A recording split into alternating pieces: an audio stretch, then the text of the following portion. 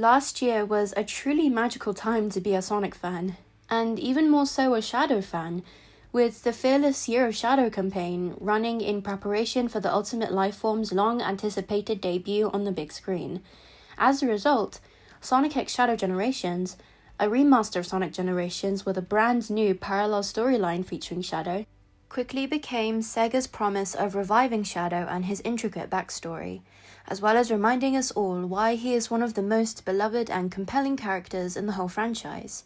We even got Dark Beginnings by Studio Gigex, a 3-part prologue animation featuring the events prior to those in the remaster from Shadow's perspective, and the long-awaited depth to Shadow's dynamic with Rouge and Omega, and especially the significance of his relationship with Maria. But now that all this is said and done, what does it mean for Shadow? How is he going to cope with the loss of the most important person in his life, having said his proper final goodbye to her? And what are the implications of this for Shadow going forward? Today, we'll analyze the endings of Dark Beginnings and Shadow Generations to try and answer these questions. We'll also consider Shadow's struggles throughout the series, how they've impacted his character, and, with some of my thoughts sprinkled in about the 5 stages of grief, the lessons we can learn from his desire to find peace at last. With that being said, let's get right into it.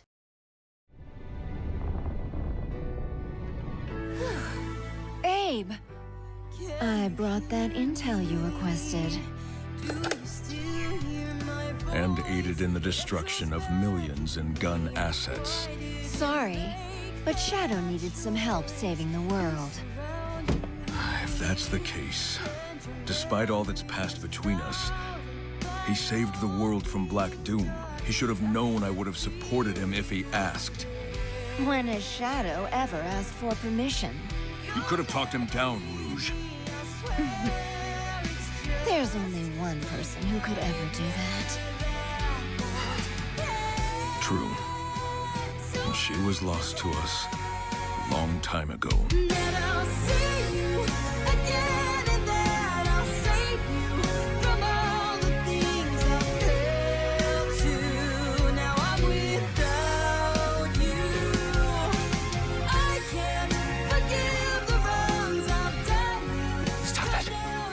That life was taken from me long ago. I need to focus on the mission at hand.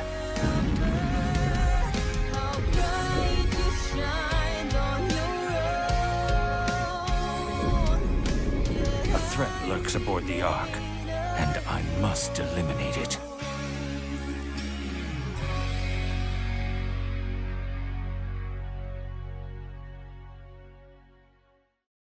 There are a multitude of things that become clear from this, but there's one very important aspect that I feel we shouldn't overlook, is that this particular scene reveals to us that up until before the events of Generations, Shadow still hadn't completely moved on from the loss of Maria.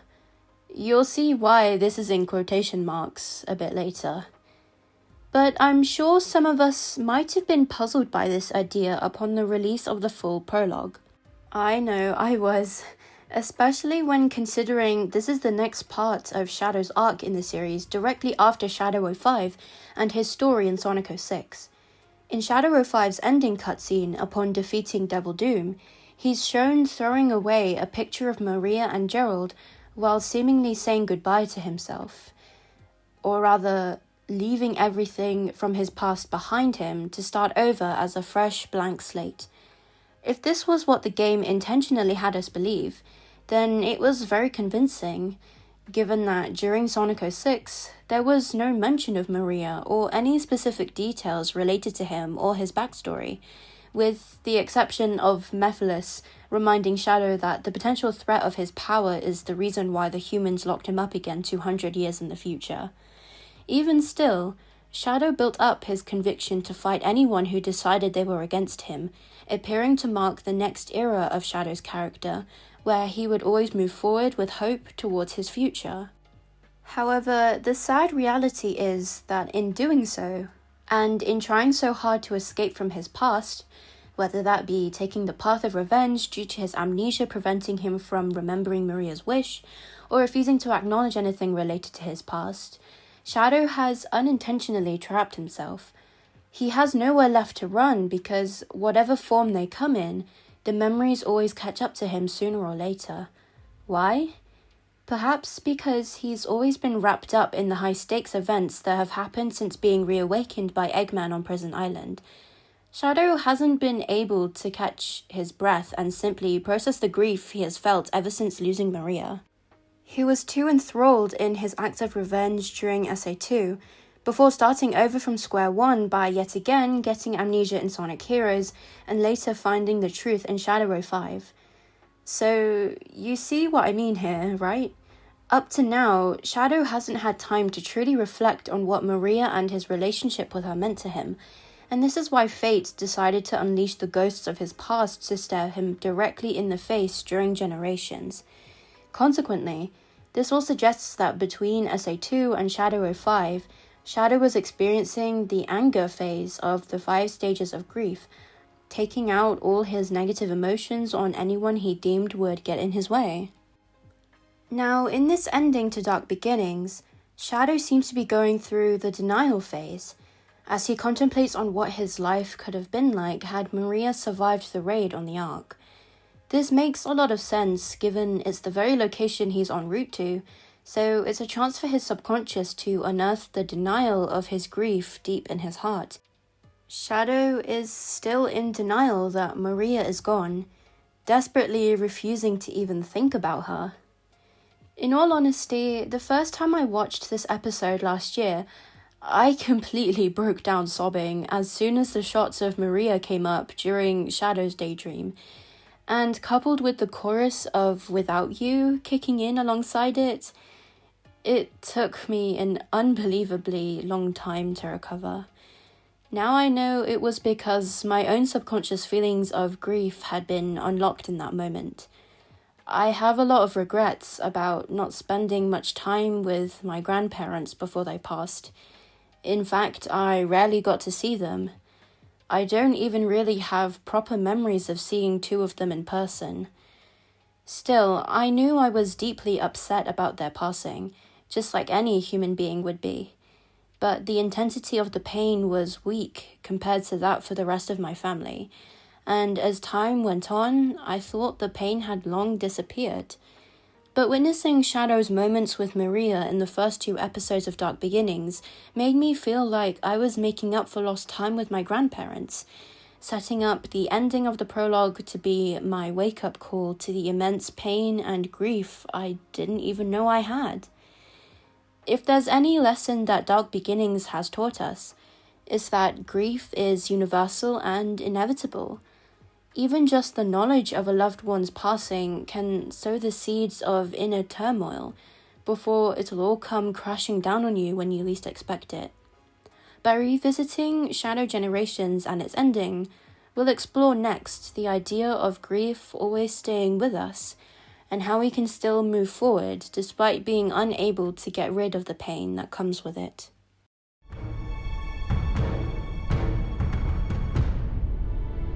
Shadow?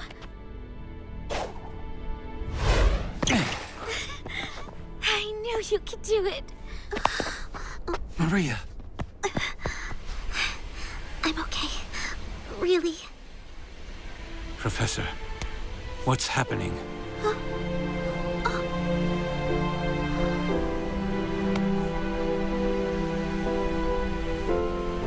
Without Black Doom's influence, the time anomaly is beginning to heal. We are returning to our own point in time. I'll stop Rouge. Use Chaos Control. Stop this moment in time. Shadow? No. I don't want to be frozen in one place in time. Besides, your friends need your help. But you don't know what's going to happen. I know I'll see you again. And if fate draws us apart, I will always be in your heart. Maria.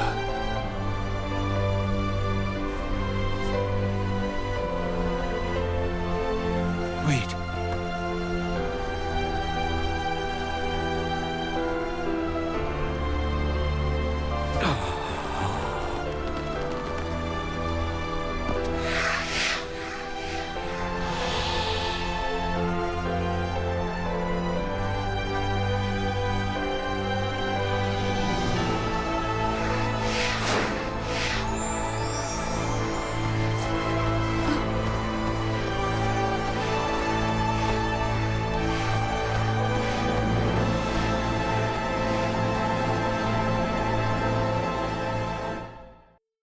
Even with waterfalls streaming from my eyes watching this the first time through, I still felt like this was a really satisfying ending for Shadow's side of the story. He got the closure he so desperately needed by properly saying goodbye to Maria and witnessing her final send-off. Well, most of it at least. He made the right decision to force himself to leave, and ironically, by running away from Maria just before she completely vanished, Shadow's gotten closer to learning how to live with the pain of Maria's passing, not getting rid of it, not quote-unquote moving on, but letting the acceptance of the loss settle in and stay with him forever as time and fate had originally intended. Shadow tried to strike a bargain with the two earlier throughout the story after coming to the conclusion that the Maria and Gerald he met in the Timeless Void were from before the gun raid. So maybe what looked like him not paying much attention to the Robotniks may have instead been his determination to quickly take out Black Doom in the hope that it would be the key to change Maria and Gerald's fate. Though it just wasn't meant to be. The Ark incident happened over 50 years ago, and while it's in the past, the scars will remind Shadow of the tragedy, trauma, and misguided ambition he was born from. I think the main thing that sets the current Shadow apart from the one from Sonic 06 is him accepting that his past is a crucial part of him, but not forgetting that it doesn't define who he is in the present and who he'll become in the future. Now is the time for him to let his emotions take over during the depression stage of his grieving. And we've just seen the beginning of this already, with one of his tears landing on Rouge's cheek while skating on ahead of her towards Sonic's white space after the farewell to Maria and Gerald. But I'm not suggesting that for the next few installments in the series we should find Shadow only drowning in his sadness. This grief he feels is very personal to him, and he should work through it at his own pace and in his own way. In fact, it would be better like this. Knowing how Shadow isn't really one to outwardly express varied emotions that frequently, he may feel more comfortable being alone whenever his sadness would take over, and have Rouge and Omega as support figures to confide in for company. I'd find it really sweet if, for example, it was revealed that Maria was very knowledgeable about stones, rubies, diamonds, etc. from reading books on the Ark, and Shadow started sharing facts she knew about them with Rouge, considering she's still got a keen eye for treasure. My point is, while giving himself some space, Shadow can open up to his closest allies once in a while, and talk about Maria to help him get closer to the acceptance stage of grieving, and thus move forward through life with happiness and a newfound, steadfast resolve, not one convincing him that his past requires no thought anymore. Shadow's experiences so far have demonstrated that coming to terms with grief isn't characterized by smooth, linear progress. And even though grieving is a universal and inevitable experience, it's unique to all individuals. There's no wrong way to do it, and there certainly isn't a specific formula on how exactly to go about it. But the one thing that unites all of our experiences together is the sorrow we feel caused by the loss of another human being. We all just have different ways of expressing this sorrow, and its intensity can fluctuate whether it's subconscious or at the forefront of your mind. Since I barely knew them, I used to think I didn't have as much of a right to grieve for my grandparents compared to the rest of my family, especially my parents. But thanks to Shadow, I learned to acknowledge these feelings I had, and still do, even when I don't frequently notice when they're present. It's been really nice to hear from my family their favourite moments and advice my grandparents gave, so despite them being gone, I felt even just a little bit more closer to them. If you're someone struggling with grief, in whatever shape, form, or intensity, subconscious or otherwise, and whether you're grieving for someone you did or didn't know, your feelings are valid. It's important to identify them and work through them at your own pace, in your own way. But never forget to reach out to those who care for you, and don't hesitate to go see a professional such as a therapist if needed. because they might be the only ones who can help you find the light at the end of the tunnel, where you've accepted your grief and can work towards your future. You're not alone in your experience of grieving, and you should never feel like you are.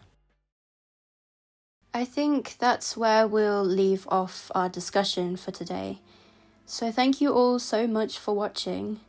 This has indeed been a heavy topic to cover, but looking at it through the lens of Shadow's character and story has made it more bearable and cathartic. Since we've now finished up with the core Sonic characters, we'll move on to the extended cast who deserve some spotlight.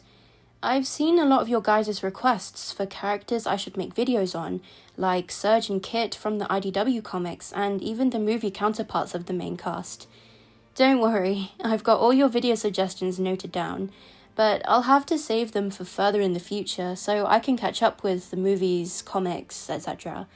But feel free to stick around in the meantime, as there's a lot we can still talk about. Again, thank you all so much for watching. I'll be signing off for now, so I hope you have a good rest of your day or night. Take care, everyone.